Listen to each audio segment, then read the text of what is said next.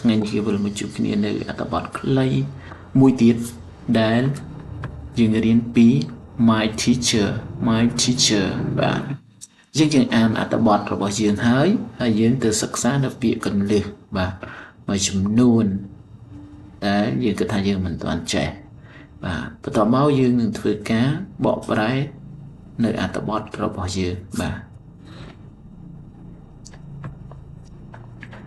ឥឡូវយើងអានអត្ថបទរបស់យើងតែម្ដង My teacher is kind and always smiling. She teaches a new thing every day. When I don't understand, she explains it again. She makes learning fun for everyone. I'm happy to be in her class. Read again. My teacher is kind and always smiling. She teaches us new things every day. When I don't understand, she explains it again. She makes learning fun for everyone. I'm happy to be in her class. បាទឥឡូវយើងទៅមើលពាក្យកន្លឹះរបស់យើងទាំងអស់គ្នាបាទ vocabulary គឺយើងសិក្សាទៅលើពាក្យកន្លឹះបាទដូចជាពាក្យ new បាទ new ដែលថ្មី sing អ្វីឬក៏យើងអាចប្រែថារឿងក៏បាននៅក្នុងអត្ថបទជាគ្រូបង្រៀនបាទ stop គឺការងារបាទ explain គឺពន្យល់ ឬក៏កន្លែងនេះគឺពន្យល់បាទមិនមែនគម្រោងទេណាបាទមិនមែនគម្រោងទេគឺយើងប្រែថាពន្យល់បាទកន្លែងនេះខ្ញុំបាច់កែបាទផ្លេចកែសិស្សជាង copy ពីមេរៀនមួយតមួយរៀនមួយបន្តអញ្ចឹងបាទ explain គឺថាពន្យល់បាទ plan បានថាគម្រោងបាទប៉ុន្តែមាននេះ explain គឺពន្យល់ student យល់ប្រេស្តា understand ទៅយល់បាទ always គឺតែងតែមិនរៀបចំទេយើងប្រែថាតែងតែបាទ always យើងប្រែថាតែងតែ us ថាប្រែថាយើងបាទនេះផ្លេចដែរយើងផ្លេចច្រើនណាស់វីដេអូនេះបាទនេះយើងប្រែថាយើង us យើងបាទ fun ថារីករាយបាទ fun រីករាយ happy យើងប្រែថារីករាយដែរត enjoy ក៏រីករាយដែរបាទយើងអានម្ដងទៀត new យើងប្រែថាថ្មី sing អ្វី short ការងារ explain យើងប្រែថាពន្យល់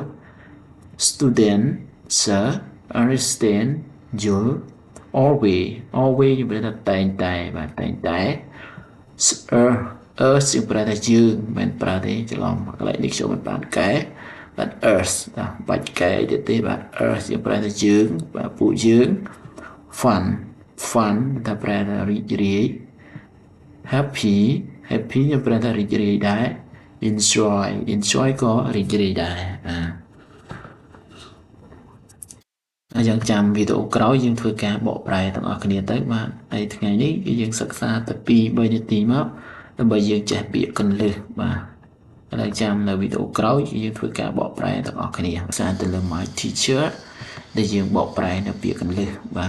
ទឥឡូវនេះយើងចូលមកដល់មេរៀន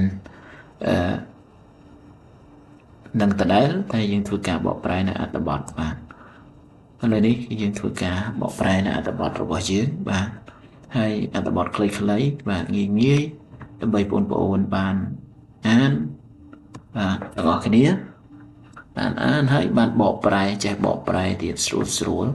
ងាយបាទហើយខ្ញុំបកប្រែមួយឲ្យបងប្អូនទាំងអស់គ្នាគឺថាឆាប់យល់ឆាប់ចេះបាទឥឡូវយើងធ្វើការបកប្រែទាំងអស់គ្នាមក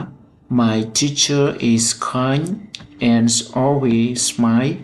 smiling បាទថាគ្រូរបស់ខ្ញុំ My teacher ថាគ្រូរបស់ខ្ញុំ is kind យើងប្រែថាចិត្តល្អបាទ is kind ចិត្តល្អ and always smiling ហើយតែងតែញញឹមបាទថាគ្រូរបស់គាត់ចិត្តល្អហើយញញឹមរហូតអីចឹងតែបាទ She teacher us new thing every day បាទថាគាត់បង្រៀនពួកយើងនៅអ្វីដែលថ្មីជារៀងរាល់ថ្ងៃបាទអញ្ចឹងគាត់មានរឿងនិទានគាត់មានមេរៀនគាត់មានវិជ្ជាករអីហ្នឹងទៅគាត់បរៀនថ្មីរហូតបាទបរៀននៅអ្វីដែលថ្មីជាបន្តគាត់អត់មានរៀនថ្ងៃហ្នឹងហើយស្អែករៀននឹងទៀតទេអត់ទេបាទអញ្ចឹងថា she teaches បាទ she teaches us new thing every day គាត់បង្រៀនពួកយើងនៅអ្វីដែលថ្មីជារៀងរាល់ថ្ងៃ new នេះគឺថាថ្មីបាទ thing អ្វីជារៀងរាល់ថ្ងៃនៅអ្វីដែលថ្មីជារៀងរាល់ថ្ងៃ when I don't understand បាទ when I don't understand ថានៅពេលដែលខ្ញុំមិនយល់បាទនៅពេលដែលខ្ញុំមិនយល់ when I don't understand she explain it again គាត់បញ្យល់វាម្ដងទៀតបាទនេះគេថាគាត់បញ្យល់វាម្ដងទៀត She makes learning fun for everyone បាទថាគាត់ធ្វើឲ្យការរៀនសូត្រនឹងមានភាពសប្បាយរីករាយសម្រាប់មនុស្សគ្រប់គ្នា She makes learning make នេះមានថាការបង្កើតបាទគាត់បង្កើតគាត់បង្កើតឬក៏ធ្វើបាទគាត់ថា make នេះយើងធ្វើបាទធ្វើឲ្យការរៀនសូត្រនឹងមានភាពសប្បាយរីករាយ I'm happy to be in her class បាទថាខ្ញុំរីករាយដែលបាននៅក្នុងថ្នាក់របស់គាត់យើងគាត់រីករាយដែលបានរៀនជាមួយនឹងគ្រូរបស់គាត់បាទយើង read again ហើយនឹងបកប្រែម្ដងទៀត My teacher is kind and always smiling បាទថាគ្រូរបស់ខ្ញុំ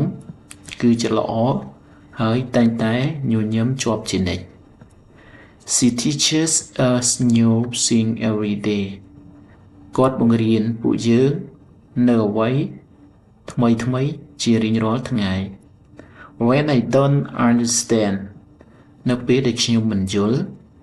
She explain it again គាត់បញ្យល់វាម្ដងទៀតហើយគាត់បញ្យល់នៅមេរៀនម្ដងទៀត She makes learning fun for everyone